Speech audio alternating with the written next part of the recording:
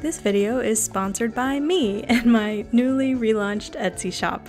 I have new items in stock like these desert plant postcard sets and stickers. Go check it out, link is in the description.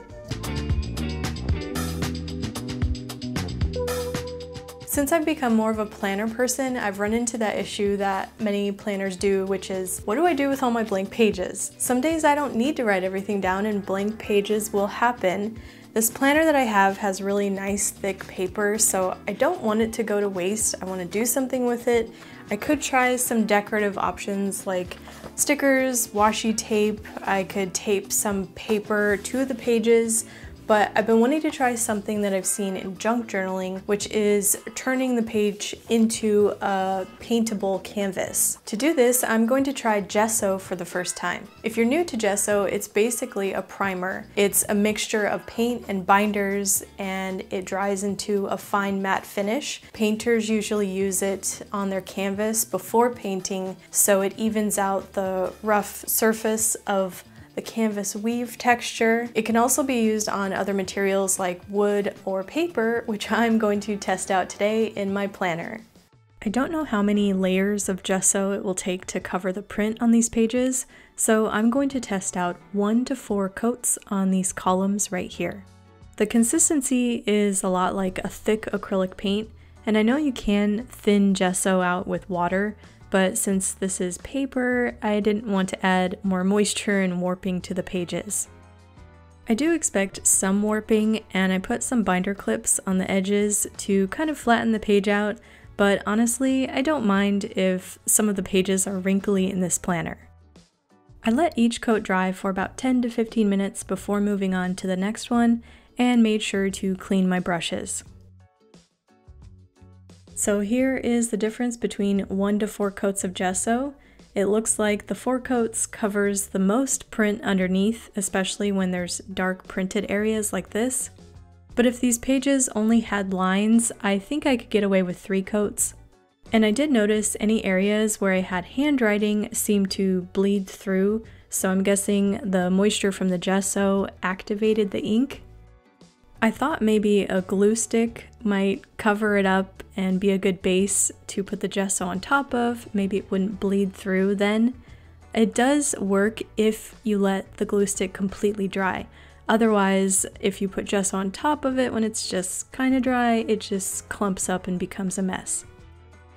If it's only a small area of ink, I found a paint pen or a white gel pen or even whiteout works better, and then I didn't have that clumping issue. But if I'm going to paint over the entire thing anyway, then it doesn't really matter if some of the ink below bleeds through.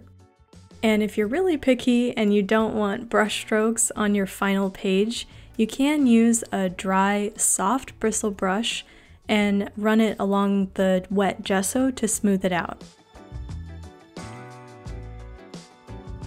Gesso usually comes in white, black, or transparent, but you can also tint it with paint you might already have on hand.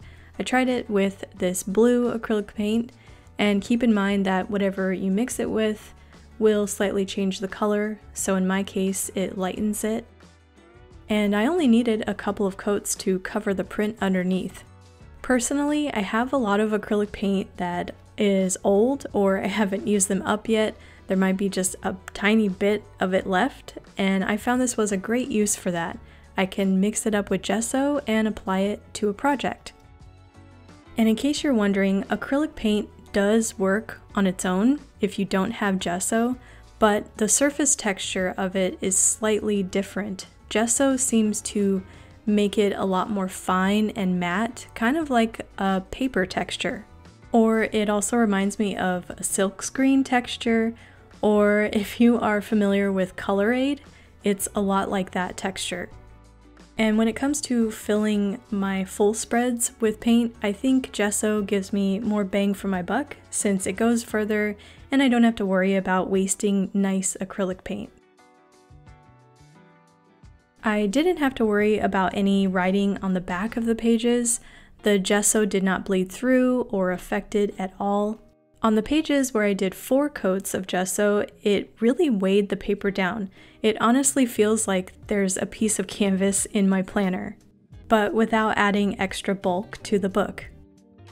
This will be really fun to paint on, but I think in the future I prefer if I only have to do like 2 coats of gesso, and so I think I'll keep mixing it with my paint or switch to a black gesso. I plan to use a mix of mediums on these pages, maybe for some art journaling or color studies. Lately I've been enjoying just playing with paint without a goal in mind, no plan. It's a nice creative warm-up or exercise. If it's been a while since I've touched the paint or pen, it gets me more familiar and back in the groove with it. And now I can keep these exercises in my planner and at the same time use up my empty pages. If you've tried this in any of your books or have any tips, please share it in the comments. Give this video a like and subscribe if you haven't already. Thank you to my studio support patrons and members. If you want to support my channel, go check out the links in the description, and I will see you guys in the next video. Bye!